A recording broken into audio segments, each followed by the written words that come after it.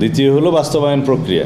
সেই বাস্তবায়ন প্রক্রিয়া নিয়ে যদি ওনারা আরও আলাপ আলোচনা করতে চান, কারো কারো প্রস্তাবের প্রেক্ষিতে, কোনো কোনো রাজনৈতিক দলের প্রেক্ষিতে, সেই আলোচনা তো আমরা অংশগ্রহণ করতে পারি।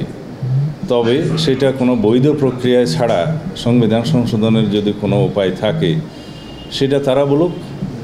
আমরা চাই সমস্ত কিছু আইনানুগ হোক, সাংবিধানিক প্রক্রিয়ায় হোক, নির্বাচিত জনপ্রতিনিধিদের মধ্য দিয়েই হোক।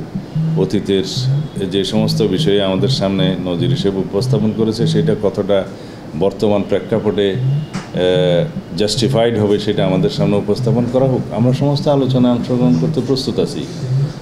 বাংলাদেশ জাতীয়তাবাদী দল জাতির সামনে ঘোষণা করছে এবং পরিষ্কার করছে যে জাতীয় ঐক্যমত্য প্রতিষ্ঠার জন্য এবং সংস্কারের মধ্য দিয়ে একটি শক্তিশালী গণতান্ত্রিক রাষ্ট্র বিনির্মাণের জন্য যে কোনো প্রক্রিয়ার সাথে জাতীয়তাবাদী দল ঐক্যমত পোষণ করবে এবং সকল ধরনের আলোচনায় অংশগ্রহণ করবে।